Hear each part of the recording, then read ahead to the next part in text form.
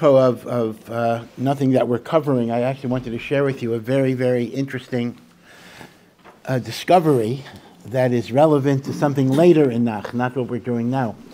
Many of you have heard of the Shamir, right? The Shamir was a little worm, because the Torah says that the stones of the Mizbeach cannot be cut by metal tools. So the Gemara says, how did Shlomo HaMelech get stones for the Mizbeach? He had a Shamir, a little worm, that was able to cut through stone, and that is how he had the Avnei HaMizbeach. So people, look at that. If you're skeptical, you say, there's no such thing. The Shamir must be or even if you believe in it, which we do believe in it, we normally assume it's a supernatural miracle. So lo and behold, just the other day, they discovered in the Philippines, and it's only a small stretch of a river in the Philippines, it's only like 3 kilometers, this long white, it's technically a clam, but it's shaped like a worm, and the worm burrows into stone and eats stone, and they don't even understand how it digests the food because there are no nutrients. There are no nutrients in the stone. But it's a small little species. They had to give a whole new name for it. And it literally is exactly what the Shamir does. The Shamir is described as a worm that chews through stone. And that's exactly what this does. This literally burrows into rock, and somehow all it eats is rock. The scientists don't even understand exactly what the process of digestion is. So science catches up with Torah eventually. People have this predisposition that the Torah is old-fashioned, and science shows us, God forbid the Torah is wrong, but really it's kind of the opposite, that as science discovers more and more things, we'll actually see, we should know this anyway, but we'll actually see b'chush, we will see empirically that the Torah actually is emes. So just an amazing little discovery. Now, how did it get to the Philippines? I don't know, but so far they've only identified it in a 3-kilometer stretch in a particular river in the Philippines. So, who knows how it got there. Yeah. So I did it so somehow direct the worms to cut specific areas of stone. So that I don't know. Worms can be trained also, but I don't know exactly how they did that. And, I'm not denying that there may have been some supernatural, miraculous nisim involved, but the mitzias that a worm could eat through stone, that we mamish have seen today. Okay, so we're going back to the idea of Yer Miklat. Let me go over a question that I asked, I think, on Monday, and that is, remember, we have 3 Orei Miklat east of the Yarden and 3 Orei Miklat west of the Yarden. And the Gemara in Makos asks the Kasha, L'chaira, the east of the Yarden only services 2.5 Shvatim, Reuven and Gad and Chatzi Shevet Menashe, and west of the Yarden services 9.5 Shvatim. So l'chaira, proportionally, there would be a lot more murderers west than east. So how could there be the same number of Yer Miklat for both of those districts, right? That's the Gemara's Kasha. And the Gemara's answer is that HaKadosh Baruch Hu knew ahead of time, obviously, that in Gilad, Ever Liyarden, the murder rate would be higher. So indeed, you would have an equal, even though there are fewer people, there would be an equal number of murders east of the Yarden than there would be west of the Yarden. Therefore, they need the same number of Orei Miklat to be collate. Now, in truth, let me just point out, l'chaira, the Gemara's kasha is not as difficult as you might assume, because remember that although it's 3 and 3, but all of the 48 Orei Leviim were in fact also Orei Miklat. Now, Ever Liyarden, remember on the average you had 4 Orei Leviim for each Shevet. So Ever Liyarden actually had, in addition to 3 Orei Miklat, well, it had altogether, Reuven and Gad had 8 Orei Leviim, 4 and 4.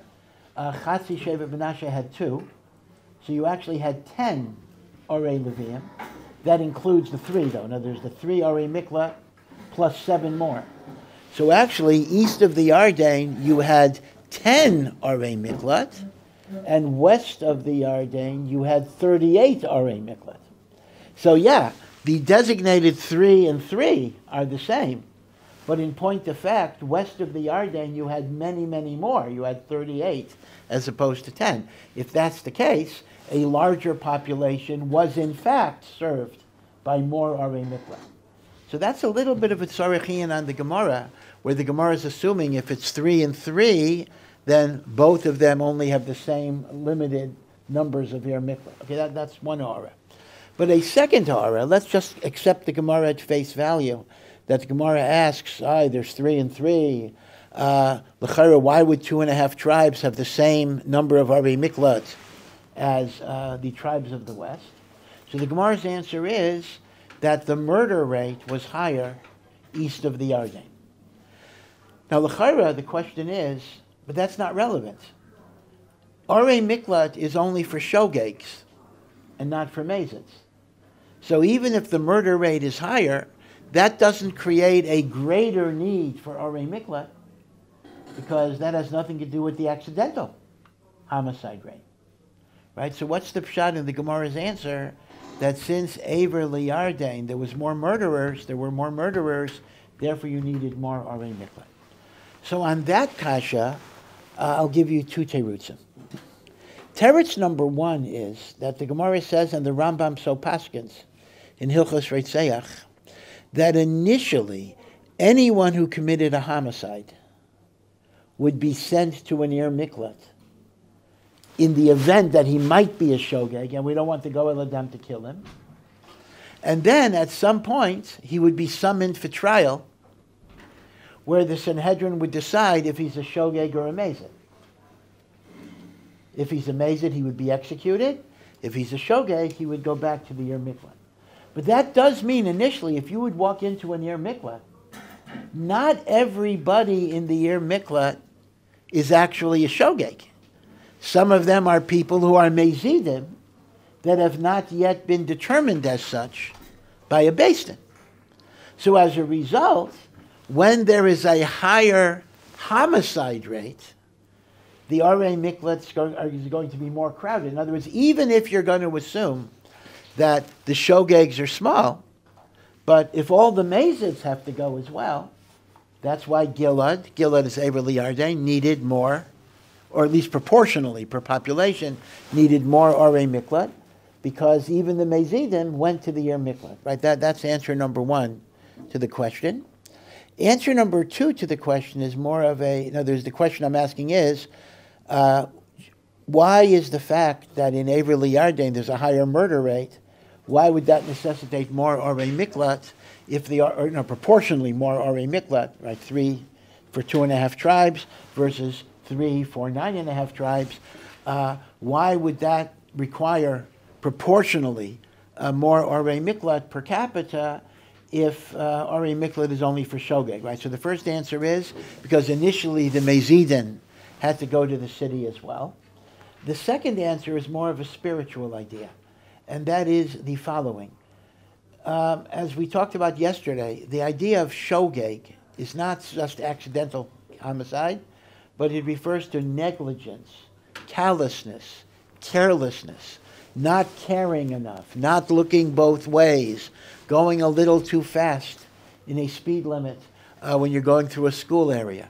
In other words, it has to be a manslaughter, it has to be a negligence.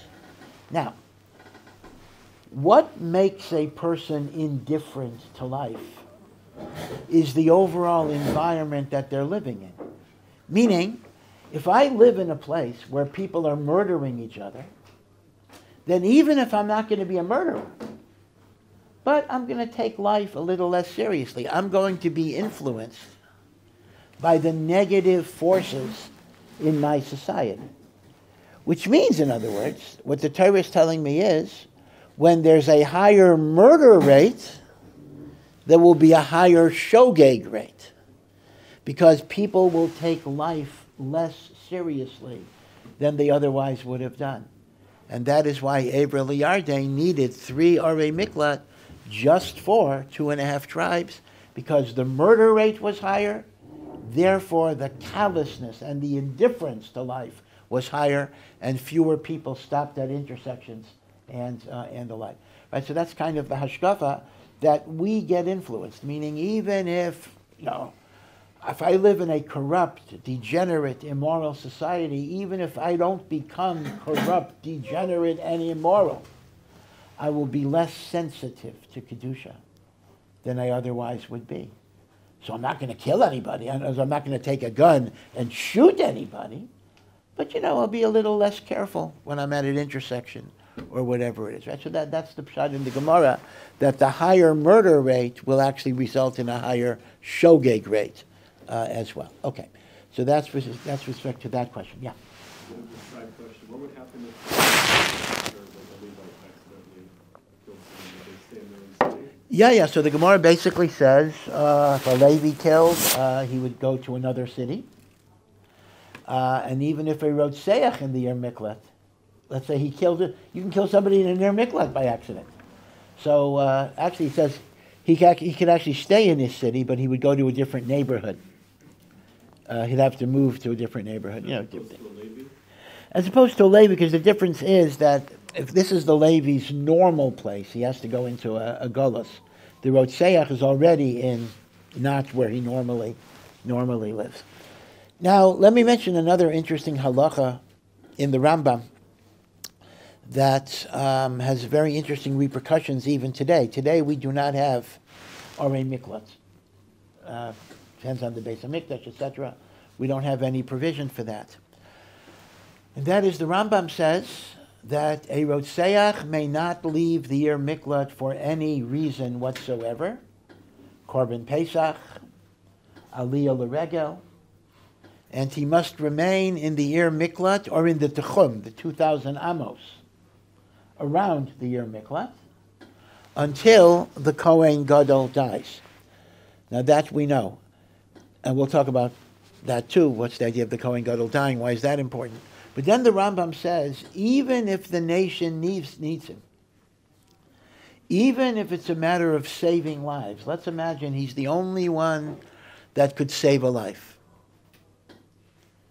Even for Pikuach Nefesh of Am Yisrael, he is not allowed to leave the Ohr Miklat. And if he leaves the Ohr Miklat, the Rambam's language is, Hitir atzmo lemisa. He in effect has released himself to be killed, and the Goel Adam has the right to kill him. So the question is this. The Rambam starts off saying that even if it's a matter of Pikuach Nefesh, he cannot leave the Ohr Miklat. Now, why is that so? Yes, there's a chiyuv to be in the Ohr Miklat. But the same way you violate Shabbos, it's not a violation for Pikuach Nefesh. You violate Kashrus for Pikuach Nefesh. So you violate the obligation of being in the Ohr Miklat for Pikuach Nefesh. I mean, the only thing you don't violate for Pikuach Nefesh are the three most chomer aveiros of Avodah Zarah, Gilei Raya Shvichas Damim. Leaving an Ohr Miklat is not one of those three aveiros. So mehechi teisi, why should it be the case that the Rotzeach cannot leave the Ohr Miklat to save a life? I mean, the example would be, again, today, because of remote technology, it's not so much of a problem, but let's assume that he was a surgeon and he was the only one who knew how to do a certain life-saving surgery. So if he's not going to get to the patient is going to die. Okay, so today, of course, we have different ways of doing surgery. You can do it remotely, robots, whatever. But assuming he had to be personally present, so what does the Rambam paskin? You let that person die and do not leave the Ohr Miklat. Why? Why shouldn't Pikuach Nefesh override the chiyuv to be in the Ohr Miklat? So the Meshech Chachma, Rav Meir Simcha, the Ohr Somayach, says the following explanation. He says that the makor of the Rambam, which is not, this din is not in the Gemara. This din is not in the Gemara at all. It's the Rambam's Chiddush. And what is the Rambam's makor? So Rav Meir Simcha says the Rambam's makor is from the Talmud Yerushalmi. And the Talmud Yerushalmi says, I'm sorry. Scratch that. It's going to be for Keret from the Yerushalmi. But the Makor is that the Rambam says, would hold, you're not mechuyav to put yourself in sakana, in a suffix sakana, in order to be matzil somebody who's a vaday sakana. Meaning the following. It is true that there's a general chiyuv to save somebody from sakana. By the way, what mitzvah is that? What is the mitzvah that obligates me to save a person who's in a dangerous predicament? This is the chiyuv of lo samaid al dam reyacha. This is Vayikra Perek Yotes. Do not stand by idly over the blood of your friend. You are mechuyev to intervene. Even if it's not Chil Shabbos, generally you're mechuyev to intervene to save a person from a sakana. But the question is, at what cost? Am I mechuyev to intervene if that's going to put me in sakana? So the Shitas HaRambam is going to be, and I'll see what the makor of that is, that you're not mechuyev to put your life at risk in order to save another person's life. You're not mechuyev. We'll talk about, are you allowed to? Now, we're not talking about right now soldiers, policemen, firemen. That may be different things. But I, as a private individual, even though I do have a chiyuv to save a person from sakana, I don't have to do so if that's going to put me in sakana. Ergo, the logic of the Rambam's position is this. You have a rotzeach, this is the Meshech Chachma, you have a rotzeach who's in an ear miklat. Somebody outside of the ear miklat needs him. And if he doesn't leave to help that person's going to die. On the other hand, if the rotzeach leaves the ear miklat, he's putting himself in sakana because the goel adam could kill him. So if he's not mechuyev to put himself in sakana, so b'chi ha'gavna, he's not mechuyev to leave the Yer Miklat. Now, that doesn't quite fully address the Rambam, because here's the problem. The fact that I'm not mechuyev to put myself in sakana doesn't mean I'm not allowed to put myself in sakana. So the Rambam shouldn't have said the rotzeach is not allowed to leave. The Rambam should have just said the rotzeach is not obligated to leave to save a life. But here's the difference. What in the case of Yer Miklat, once he's not mechuyev to leave, he's not going to be allowed to leave because he now has the mitzvah of not leaving the Yer Miklat. Meaning, in a general case, where we say, I'm not mechuyev to endanger myself to save you. If I want to do it, I could. Because there's no aveira in my doing it. But in the case of Yer Miklat, where there's a chiyuv to stay in the Yer Miklat, unless there would be a chiyuv to leave, you wouldn't be allowed to leave. You see how it works? Meaning, it's a double-step process. Meaning, why does the Rambam say the rotzeach is not allowed to leave, even makam bikuach nefesh? So the answer is, he's not mechuyev to leave, because he's not mechuyev to put himself in sakana to save another person. Now, normally, he would be allowed to put himself in sakana to save another person. But here, he's in an Yer Miklat. And there's a chiyuv to remain in the Yer Miklat. that could only be set aside if there would be a chiyuv to leave. Once there's no chiyuv to leave, it'll be usher to leave. Midinei arei mikla. So therefore, the bottom line is that because he's not mechuyev to be machnes himself in a safek sakana, to be matzeles chaverei misakana, that's why he does not leave. So this is the Meshech Chochmah says is the yesod of the Rambam's halacha. Yeah.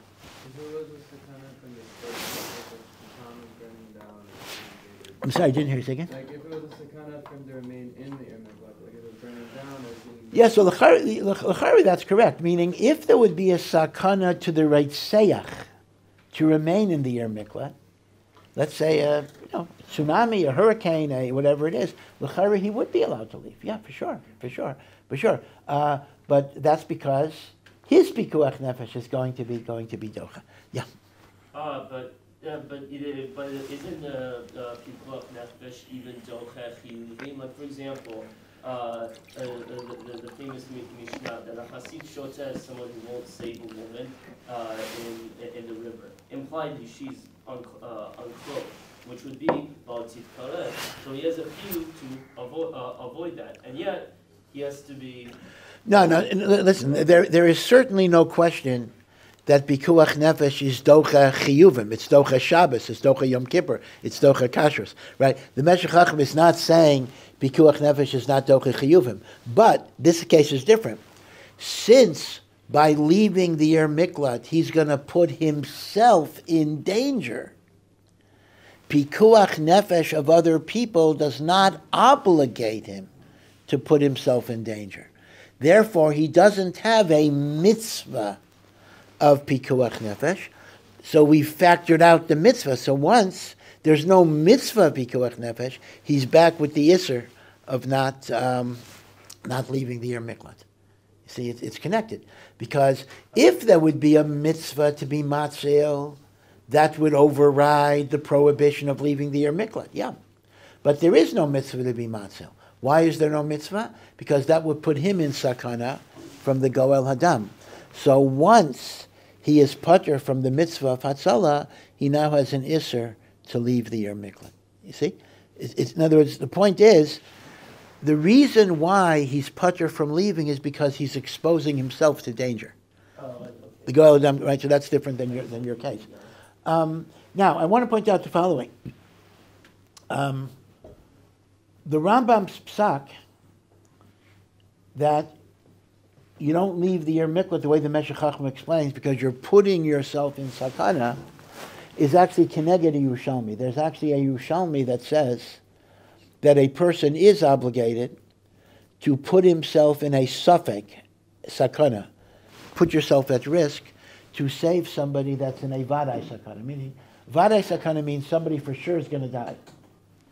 If you intervene, you might be exposing yourself to risk. So the Talmud Yerushalmi says, Ein safek maitzi midei vadai, that the vadai sakana overrides the safek. And the Talmud Yerushalmi says you're mechuyev to put yourself at that risk. Obviously, the Meshech Chochmah is learning that the Rambam does not paskin like that Yerushalmi. Now, let me give you a practical example of where the Paiskim apply this problem even today, and that is the issue of an organ transplant, a kidney donation. We know that a person is created with two kidneys, and a person can live with one kidney, although that could put stress on a kidney. So here's the question. If you have a person, let's say it's a Jew, non-Jews is a separate shayla, but let's assume that there's a Jewish person who has kidney failure, and without a kidney transplant, the person is going to die. That's called vadai sakana. He is going to die without a kidney transplant. That's a vadai. And let's assume that you're the only person, which is often not the case, but you're the only person who has a kidney that is compatible. Are you mechuyev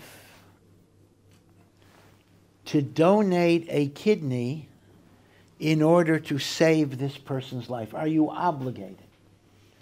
So some poskim want to say that according to the Yerushalmi, you would actually be obligated to donate a kidney, because the person who needs a kidney is in a situation of vaday sakana. For sure they're going to die. When you donate a kidney, Bezras Hashem, a person can live, but they're putting themselves in a risk of overstressing the kidney. So that's called a safek sakana, right? So the guy who needs the transplant is in vaday sakana. The guy who is donating the kidney is putting himself in what is called a safek sakana.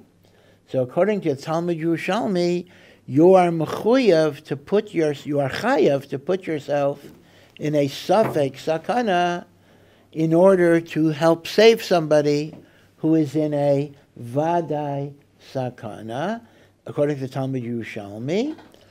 But here is the issue. The Achreinim say, the Nitziv, other Achreinim say, that although the Bavli does not explicitly address this issue, they want to bring rayas from the Bavli that the Bavli is chaylek on the Yerushalmi, and the Bavli holds you're not chayav to put yourself in a safek sakana, to be matzil somebody from a vaday sakana. And based on the Meshech Chachmas Hezber of the Rambam is going with that mahalach. Right? Now, normally, however, even if you're not mechuyev, it's still a mitzvah and a reshus to do so. So, am I chayav to give a kidney? No, I'm not chayav to give a kidney. Am I allowed to give a kidney? Yes, I am. It's still considered to be a meritorious action. But in the case of Yer Miklat, you couldn't do that because you have a separate isser to leave the Yer Miklat. So I can't say you don't have to leave, but you're allowed to leave. Once you don't have to leave, you're not going to be allowed to leave. Okay, so this Yerushalmi is very nogeya, the issue of kidney transplants. And as I say, it's clear that the Rambam too is not following the Yerushalmi, and therefore it kind of supports the Nitziv that the Bavli, I'll give you the raya from the Bavli, that the Bavli is cholek on the Yerushalmi, and when there's a machlokes, the Bavli and the Yerushalmi, we go like the Bavli, and the Rambam is going like the Bavli, right? See? Okay. Now let me just give you the raya that Nitziv brings. And it's a mechudishtik raya, because it's not a pashat pshat raya. In Elo Mitzias, in Bava Mitzia, there's actually a very, very famous machlokas between two Tanoim.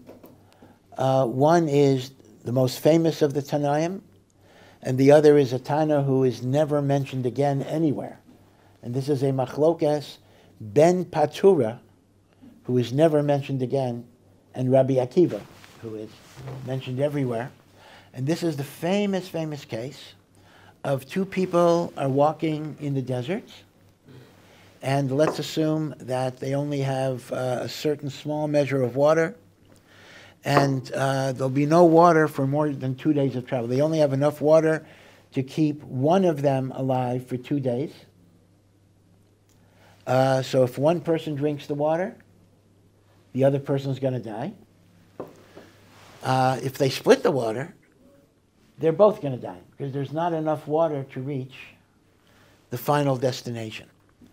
So the question is, what do we do with the water when there's only enough water to keep one person alive and not the other person? Ben Patura says, because of the pasuk, V'ahavta l'reyecha kamocha, I have to love you the same way I love myself. We have to split the water and keep each of us alive as long as we can be alive. And if we drop dead, 3 miles from the next rest stop, so be it. We both die. This is what Ben Patura says. Rabbi Akiva says, Chayecha kaidmin. If you happen to have the water, if the water belongs to you, even though you have a mitzvah to save another person, But in a situation where by saving the other person you're going to die and you're both going to die, it's better that you drink the water and live than you split the water and die. This is a famous machlokas. Do you say split the water and die? Or do you say one person should drink the water and he'll live and the other person dies?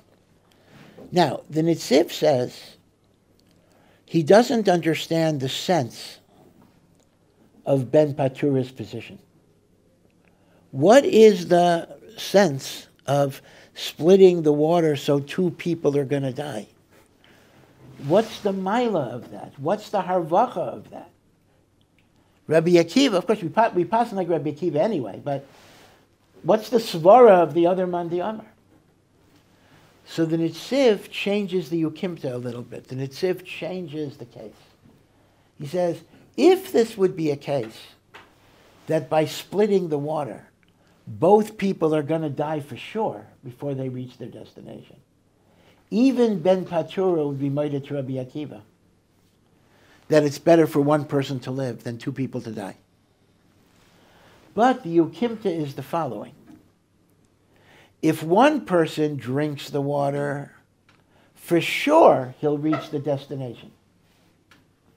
If they split the water, it's a not that they'll both die for sure, but it's a suffix. Maybe they'll make it, maybe they won't.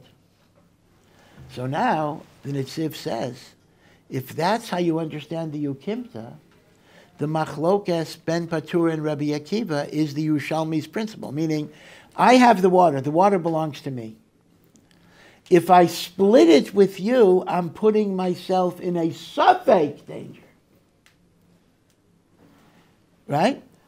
Now, if I don't give you the water, you're in vadai danger. You're going to die for sure. So, Ben Patura's argument is exactly what the Yerushalmi says.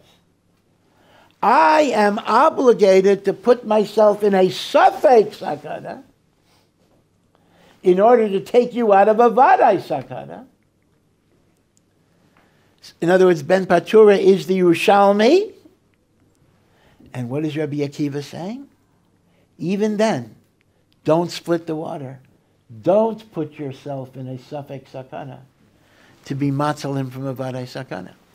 So it turns out, the way the Nitziv understands it, the machlokes Ben Patura and Rabbi Akiva is Ben Patura is following the Yerushalmi. Rabbi Akiva maintains you don't do that. And the halacha is like Rabbi Akiva. That's a klal in Gemara generally. So therefore, we can conclude that the halachic rules of the Babylonian Talmud would lead to a disagreement with the Yerushalmi, and that in turn would be the basis of the Rambam, who applies that principle to the case of the Yer Miklat of not putting yourself in a suffix sakana. Okay, I hope you're following me here. So, b'kitzur, the bottom line of all of this is, going back to the organ transplant, that you're not mechuyev to give a kidney, but you're allowed to give a kidney, and that's called a mitzvah rabbah. So let me give you a little bit of a digression here. Consider the following case. This is actually a non-Jewish couple, and this actually was a famous case. It was in the magazines. I think they had a made-for-TV movie, a book, all sorts of publicity to this case. A non-Jewish couple. They have a daughter. The daughter has leukemia. In order to treat the leukemia, you need a bone marrow transplant. And it has to be a genetically compatible bone marrow transplant. There was no compatible donor on the bone marrow list, leukemia list, and the parents were not genetically compatible with their daughter. So what to do? So the couple had an einfall, the couple had an idea. Why don't we try to have another baby? And maybe the baby will be genetically compatible with the sister. Now, this was an uphill battle because mom was going through chemotherapy for breast cancer, and she couldn't have a child till she went into remission. Dad had had a vasectomy that had to be surgically reversed at only a 40% chance of success. Mom was also over 40, in which case the possibility of pregnancy anyway sharply went down. And with all of these imtim solomars, who says the sister is going to be, not the sister, who says the child is going to be genetically compatible if the parents are not? So lo and behold, HaKadosh Baruch Hu was very kind to this family. Dad's vasectomy was surgically reversed. Mom went into remission and the chemotherapy drugs were flushed out. Mom got pregnant, had a baby daughter, and lo and behold, the baby daughter was a perfect match for her sister. So at the age of, 6 weeks or 5 weeks, they took bone marrow from the little baby. I think her name was Marissa. From baby Marissa, and they gave it to big sister, teenage sister Anissa. And Anissa recovered from this. Now, the story has a little bit of a bad ending. It's, for some reason, there are books about this. Marissa, when she became older, brought a lawsuit against her parents for unlawfully invading her body without her permission. And apparently she did this with the advice of her older sister, who was saved. So I don't know exactly what was going on in that family. But all right, there were different meisim that were going on. Now, here is the thing. Actually, I skipped a certain step. I want to first give you a case in Eretz Yisrael itself. A child needed a kidney transplant. A teenage kid needed a kidney transplant.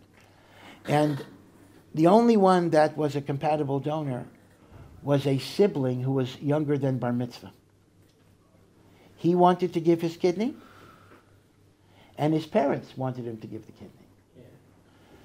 As strange as it may sound to you, the psak halacha was that they paskined the kid could not give his kidney. Why is that?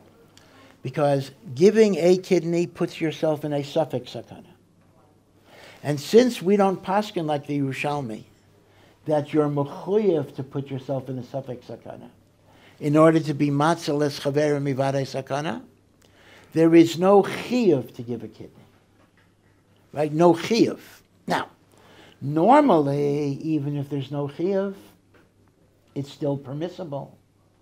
But it's only permissible if you're a bar das to agree to it. And since a katan is not a bar das, a katan does not have the koach to be maskim to put himself in a suffix sakana, to be matzil somebody else. But you'll tell me, all right, the katan can't make that agreement. But why can't the parents? Parents can agree to have their child should have surgery. I says, I know. The koyach of parents, as an apitropis, guardian for their children, is only for the benefit of the child. I could consent that my child have surgery if my child needs surgery. But I cannot consent to put my child b'sakana in order to save somebody else, even a brother. Okay, you could be chaylik in the psak. Maybe we'll talk more about it the next time.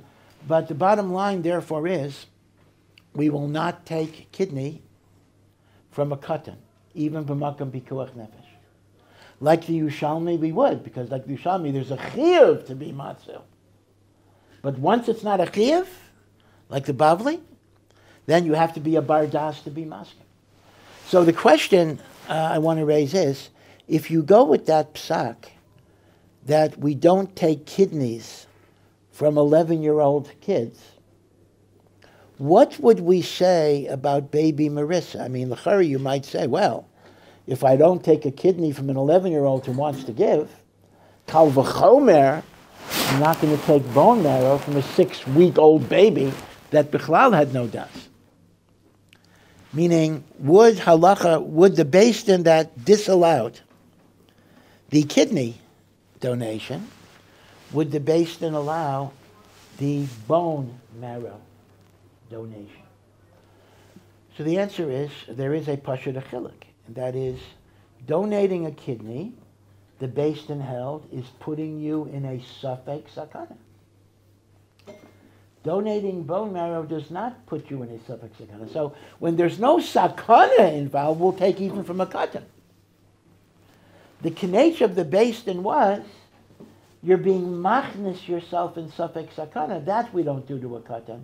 You have to be a bardas to undertake that.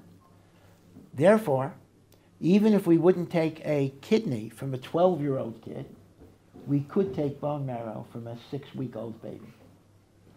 Now, I have to say this because I really don't have the koach for male an argument. Obviously, many people will make the argument, and it may be a valid argument, that donating a kidney is safe. It is not even a subject. Please don't write me about this. I'm talking to the camera. I understand that there is an argument that it is not a suffix sakana, and therefore there's a chiyuv. I understand that.